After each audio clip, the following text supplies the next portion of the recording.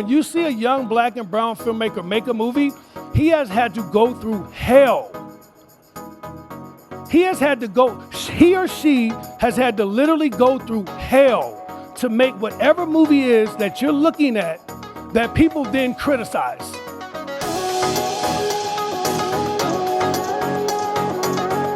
How do you then get someone to believe in your ideas as a young person? And that's when you were finding your skills? The first thing is, it took me a very long time to believe in myself. If you don't believe in the idea, then of course no one else is gonna believe in it. I've always been a very passionate person, so I've always been like, I got this idea and it's the best thing you're gonna ever hear. Just like this finna be the best panel you guys have ever gotten. So buckle up, man. Put your seatbelt on, man. But yeah, I had to believe in myself first, and then believe in whatever that idea was that I had. And then ultimately, that took me to the next step. And look, we've been doing this now 17 years, and just so you guys understand, we are the biggest independent studio in Hollywood, period. Myself, my wife. Can we get around, yeah, can we get around? Man, yeah. We built that just, we like to call ourselves the product of no, meaning that we were told no so many times that we eventually had to tell ourselves yes. And we had to say, man, we could do it. Like, it doesn't matter that they didn't like the idea. It didn't matter that some people didn't think it was good enough. We thought it was good enough. We thought the idea was good enough, and we went and pursued it. And now our company, you know, obviously we have over close to $300 million in box office receipts because we believed in ourselves. You founded Hidden Empire Film Group, which is a production company, right? Yes. And so that was on the back of understanding we've got to own our stories. Yes. Can you speak to the importance of ownership, specifically for black storytellers? Yeah, I believe that ownership has been something that black and brown filmmakers have been left out of for a very long time, or independent filmmakers for that matter, right? So when you look at a studio system, you have to understand most people that work inside of a system are work for hire. So what does that mean? You come over here, I pay you money for your idea, I pay you money to direct this thing, I pay you money to produce this thing, and then I eventually own that thing, right? You don't own any of it. So now once I own that, now I can I don't care if you work again. I don't care if you didn't, get what you were supposed to get. It doesn't matter. You created an IP for me.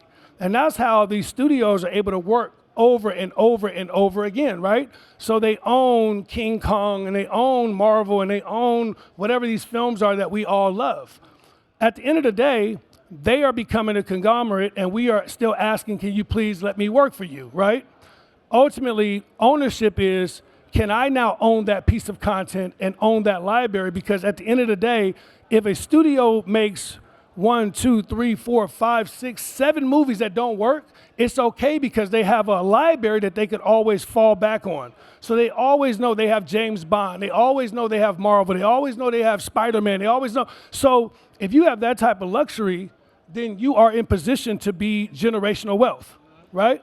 So for us as black creators, I said, man, I would love to work in the system because I love the studios, but at the same time, I see nothing wrong with me, my partner Roxanne, and our company actually creating ownership and owning our own content as well.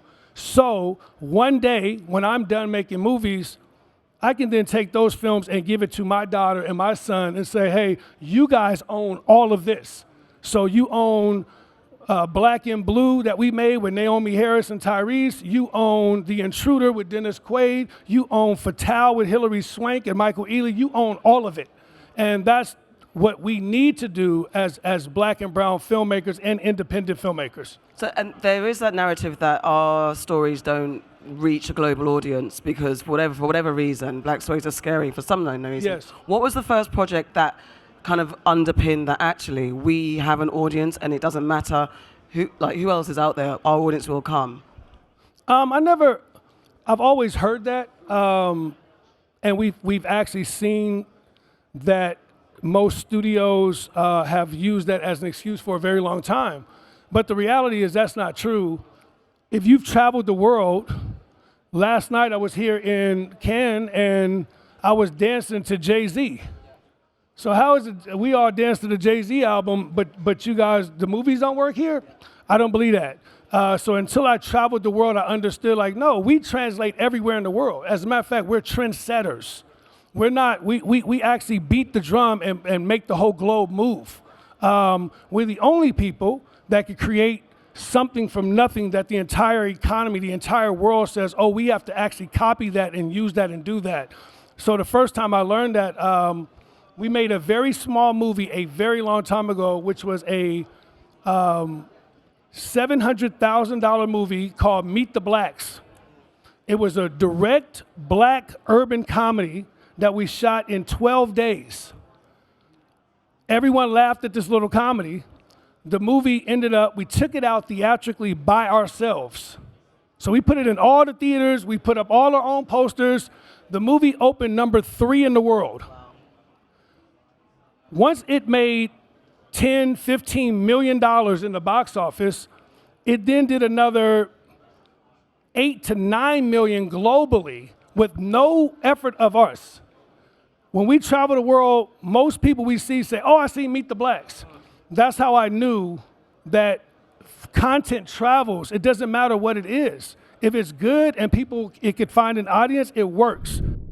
Do you ever feel like, as a black creative, our stories have to anchor into some sort of political speak, or are we automatically politicized no matter what story we're telling? I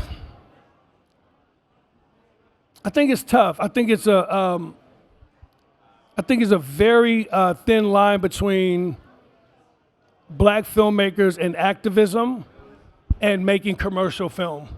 It is very hard because there's so much energy in terms of the lives that we live, to where when you do get a chance to express with a camera, something is going to come out. If it's yours, right? If it's not yours, I don't know. I've never done anything that's not mine, right? So if it's yours, some thread of you will come out.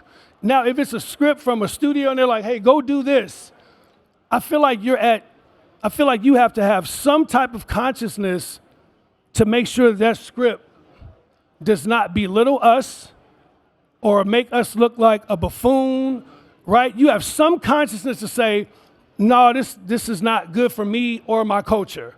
And we have a lot of people that do those films that don't look at that. You know what I mean? And you've seen those movies where you're like, damn, why I look like that? Man, I would never watch that. You know what I mean?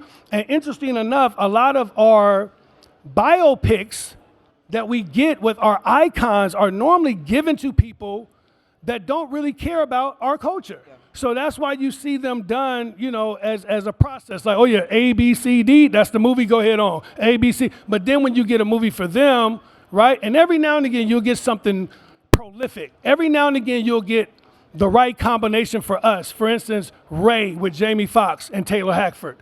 Someone cared. Someone truly cared. And Jamie truly cared, right? And then you get a masterpiece, you know? Walk the Line with Joaquin Phoenix, you get a masterpiece. But I could name 20 black iconic films that have just been rolled up, packaged, and threw out to us with no one caring. And I don't need to name them, but you guys understand what I'm saying. Yeah. In the world of diversity, in the world of young, upcoming filmmakers that are trying to actually make an impact inside of this industry that has never, ever given us a chance. Well, let me make sure I say that again. Who has never, ever given us a chance. Understand, when you see a young black and brown filmmaker make a movie, he has had to go through hell. He or she has had to literally go through hell to make whatever movie is that you're looking at that people then criticize. They don't get the backing. We don't get the backing. We don't get distribution. We don't have studios looking for us. So you have to become Deon. You have to go make it. And you have to make sure you make it again and you make it again until people understand that you're here for real. Whenever you can meet people, thank you. Whenever you can meet people that become allies, because this is not about color anymore. This is about like-minded people. Let's make a difference between black and white. That's not in. It's about like-minded people, people that believe in each other and come from the same place. This is an ally.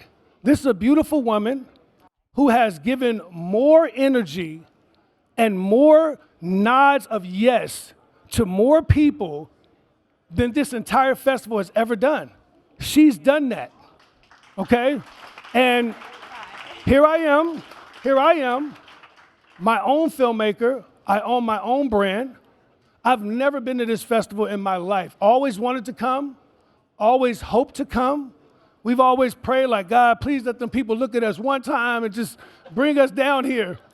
And we have all the credits to be here, all of them, 100%. Okay? But it took her and her beautiful son and my man Marshawn to call me in 2023, 17 years later, and say, come down to Cannes and come speak on these panels. So I want to make sure you guys understand this is what iconic and prolificness looks like. I appreciate you. Thank you. No, I can't say anything. I'm going to cry. Well, thank you.